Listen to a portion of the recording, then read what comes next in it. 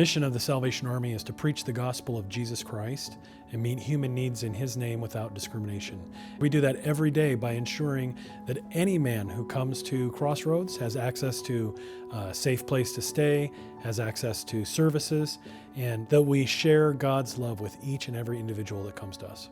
So the Salvation Army's role in any community that's in is to find what needs to be done and roll up its sleeves and do that in partnership with other agencies. So we never try to duplicate services, always try to find if there's an unmet need. Now here in Denver, we've been in Denver since 1887, and we have been providing services to the homeless for a majority of that time because that was kind of our a need that Salvation Army officers before me and personnel before me saw in our community. The Salvation Army in Denver focuses quite a bit on homelessness and those experiencing homelessness as some of our core components to what we do. And everything stems from homeless prevention to, okay, so someone's homeless now, how can we provide them shelter and then get them into housing as quickly as possible? So all of our social services in Denver stem from that. Some examples of that are Lambeth, which is our family shelter where we serve kids and parents, families, and all the way to individuals such as men at our Crossroads Center, where we work to provide shelter but then end people's homelessness by getting them into housing as quickly as possible. So Crossroads has been a shelter here in this community since the 1980s. This property was purchased sometime around then and converted from an old flower warehouse into a men's shelter. Since then, the shelter's gone through different iterations, different kinds of changes over time, but within the last year, we really have tried to fundamentally change what this place is about. A lot has changed since the COVID pandemic.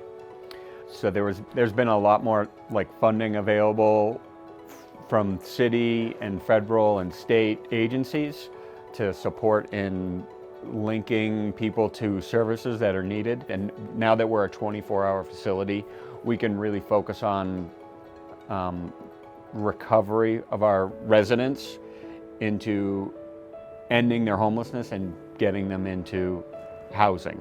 There also became additional funding that was available to provide support for shelters. And so we were able to significantly add to our number of staff. So we were able to increase our case managers from having one case manager to now we have 10 case managers.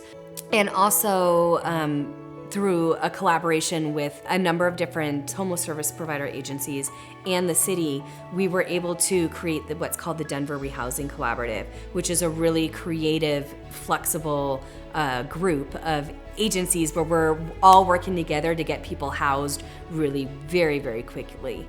And Crossroads was a part of that. But then what came with it, which was really awesome and very unique, was funding. Flexible funding where we could literally just be like, okay, you want to get in housing? Great, let's get you into housing. And we could go pay their rent, we could do the deposit, we could buy them furniture to get them into their house to help keep them in their house.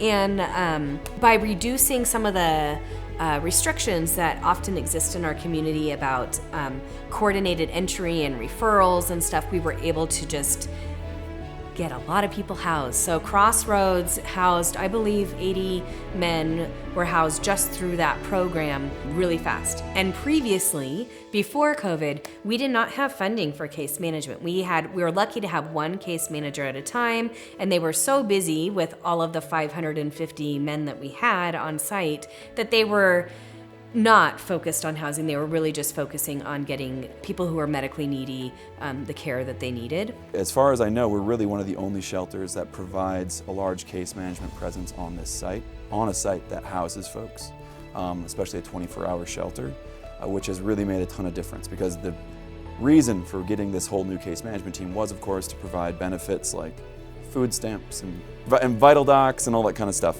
They're really important for people taking next steps in their lives, but the really essential function of all of those things and really the goal of this new process is to create a shelter that's trauma-informed and can help people end their homelessness.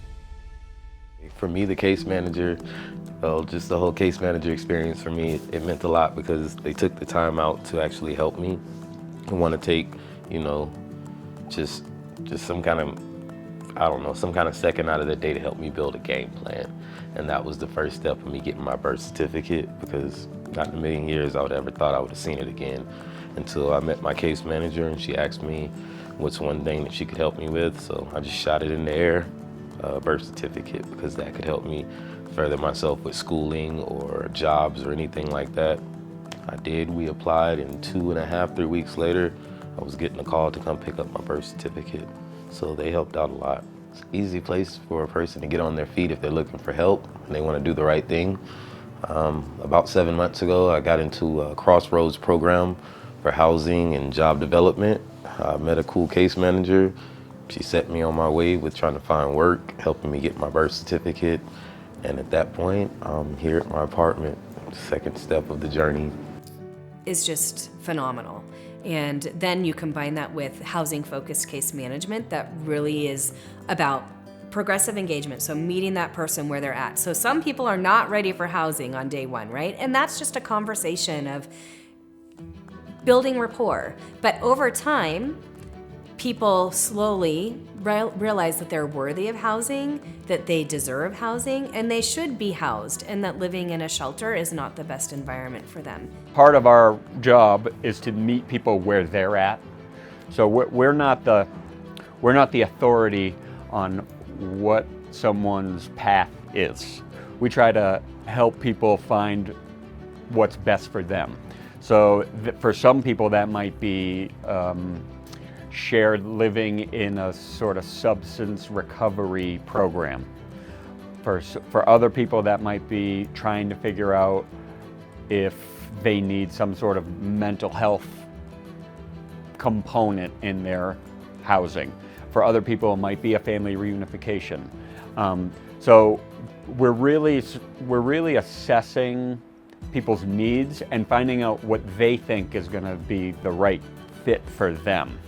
My case manager has been able to help me with food stamps, repeated times of getting my driver's license and social security cards replaced through medical issues, and just kept me moving forward. Even when I take 3 steps back, she's able to make me take 5 steps forward. Because, yeah, without her, I wouldn't be anywhere near where I am now. But now she's sharing with me, she's laughing with me, she's talking with me.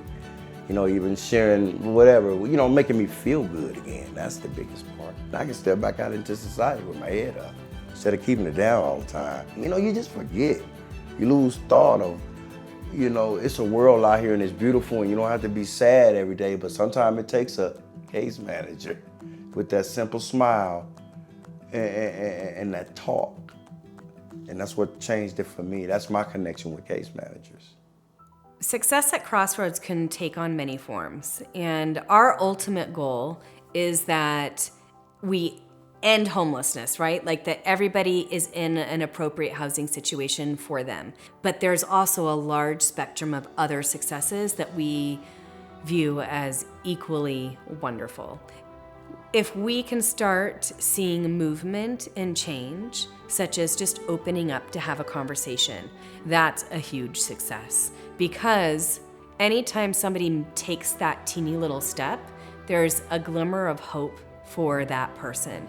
And hope generally only grows when more and more success happens and more good things happen. And people then are able to see that light at the end of the tunnel and feel that there is more meaning and value in their lives, and then they want more for themselves. There's just small things that add up into huge changes for Crossroads. And it just, for me, I just get really excited thinking about the future of Crossroads and how many more people we can get housed, how many more lives can change, and the momentum is just phenomenal and so exciting to be a part of. You know, that's one of the main things when he had that conversation with me. It opened the door up to let me know, hey, you are capable of going back to school. Hey, you are capable of building a career. And it's all up to you if you want to. So right then, it kind of snapped, like, chase after it, go get it. So that's where I'm at right now, you know, just want to chase after my career. No, with the case manager's help, man, I'm actually going to be able to reconnect with my kids. I've been so embarrassed being homeless that I've actually cut off ties with the two most important people in my world. You know, if I get a proper job and be something that they can be proud of again, it's all down to the case managers. They've had to get there. I feel like I am a part of the community now. As a man, my confidence is back. I feel it. They gave me that, what I needed. The concern, the care. It means a lot. As soon as I walk out that door, I can smile, I can talk to people. So really, that's our goal, is to fight that war on poverty and to see poverty lose and to see people win.